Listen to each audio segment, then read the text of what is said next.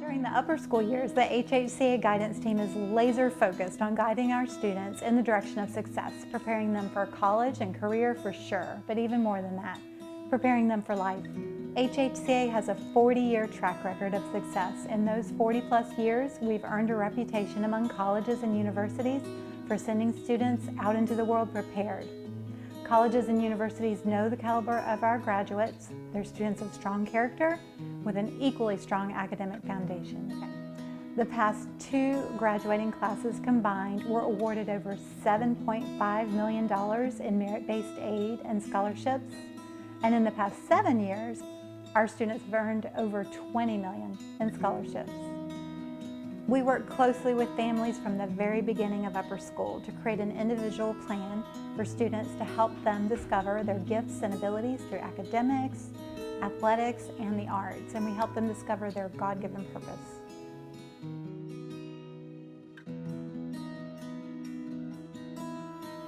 In the upcoming weeks, we are going to have the opportunity to move the campus from Hilton Head over to Bluffton, and one of the blessings along the journey we've had is having the opportunity to partner with the best in the world from a design standpoint to create an architectural building that matches our educational model.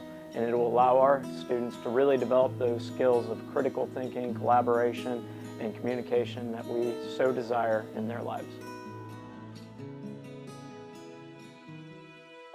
Well, at Hilton Head Christian Academy, we feel that if we are designing something for the next 20, 30 years, we need to be definitely looking ahead and not looking behind. And maybe even going into territory that might seem uncomfortable at first, but really is what our children really need. Our designs really free kids to be more successful. It's all about understanding, teaching, learning, and the spaces that support that.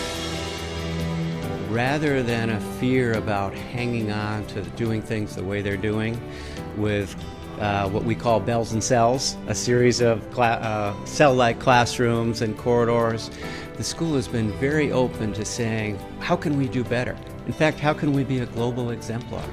How can we change and grow and really support our kids for the future rather than design for what we're comfortable with now? So we are now at the Academy of the Holy Names in Tampa, a 100-year-old school that decided to change its education model. This used to be a school that had typical classrooms and corridors, and this building, in fact, was designed in that manner. And as you can see, it's been completely transformed.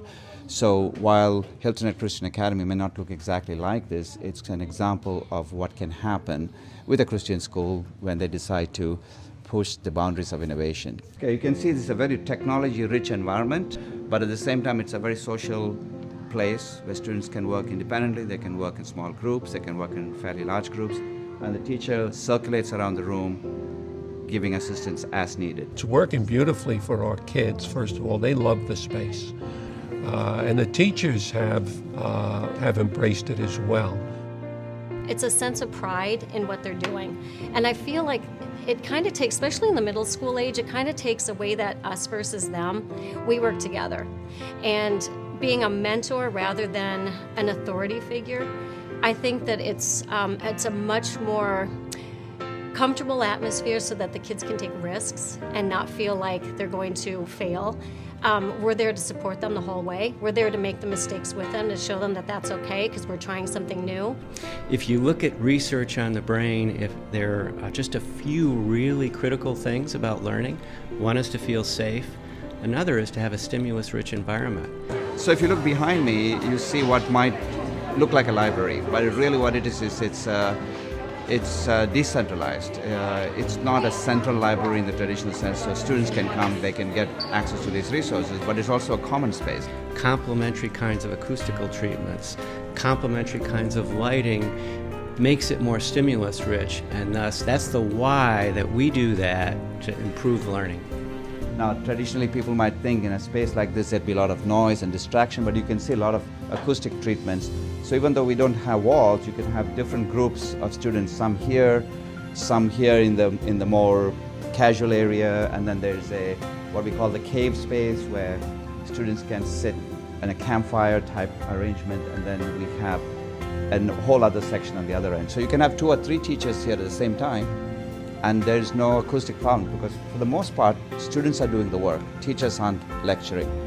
So now we have a series of learning studios with a central common space that students can break out into, so that when they are again moving from a direct instruction model, which happens in the sort of classroom type space, to a student-directed model, then all of these doors can open up. The key is that once the direct instruction is over in that space, the students can spill out into this common space. And in the common space, you can see some high chairs and as well as low tables. The reason is at the high chairs, teachers can actually just stand next to a student and give them help as needed and then move on. We have a digital media commons. It's a bit more connection to the rest of the world and technology. A teacher collaboration room, which is right open to the learning commons with a learning porch here and a learning porch here. And now we've added this active critique suite and makerspace and STEM focus, which is really getting at that complex problem solving and that cycle of creating in a prototyping lab, for example, in a makerspace, critiquing, and also the research involved in a digital media space.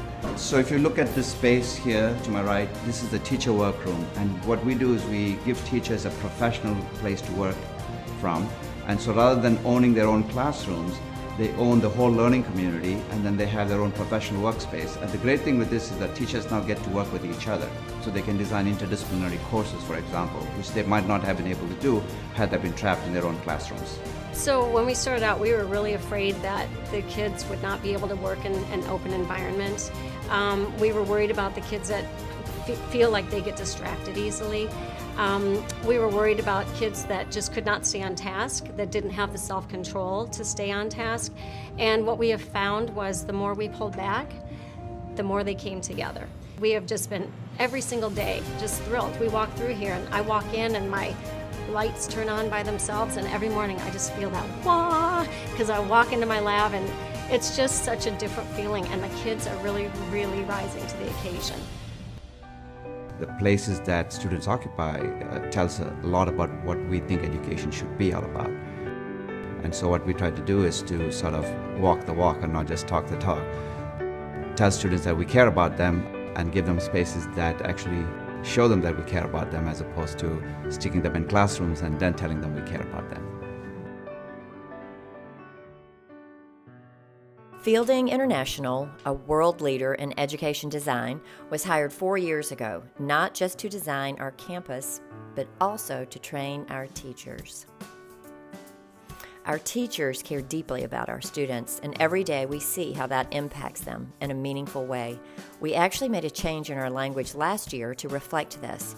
You'll hear us refer to teachers now as mentors because it more accurately reflects who they are and how they interact daily with students. This is one of the great things that sets HHCA apart. I mentioned that our teachers are some of the best trained in the area. And this year we actually very purposefully changed their names from teachers to mentors. And it fits them on two levels. The first one is because they're teaching projects now, sometimes they get into situations where they don't know the answers. But what they're great at is teaching our students how to find answers. And so they turn into more of a helper or a mentor in those scenarios. But more importantly, our heart is to really mentor them in their spiritual lives. That is the number one reason that we are here. And so the title mentor is very fitting for what they do academically, but also what they do from a spiritual perspective.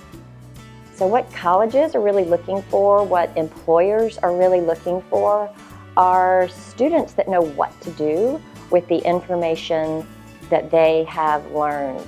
Almost everybody has Siri walking around with them these days, so we don't need just students that know information. We need students that can actively use information to solve problems.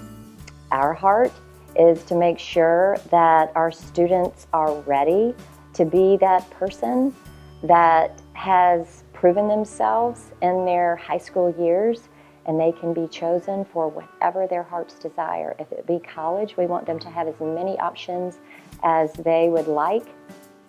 If it's opening their own business, we want them to be confident that they can do that.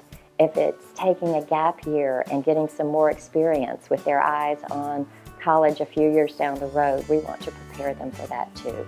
We want them to be lifelong learners with confidence that they know what their skill set is. In lower schools, children just take in the information and they're there just to listen, and they accept whatever we tell them. When our students get into middle and upper school, that's when they start asking questions. And we understand at that point that we really need to earn the right to speak into their lives. So we have very time with our students, and we encourage them to talk to us about a lot of things, but what we really want is those hard questions about their faith. Because when students start asking questions about their faith, that's when they can make it their own. And the end product that we're really after is a student that understands their giftedness, understands what they're great at, and has Christ-centered confidence and Christ-centered work. This really is a partnership. It's a team effort to help students soar during these 4 important years. We want to launch every graduate successfully into their next chapter.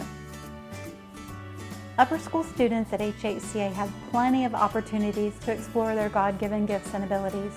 Academic opportunities include Diploma with Distinction, a senior capstone program, a broad variety of community and in-house internships, and Flight School, a business skills course.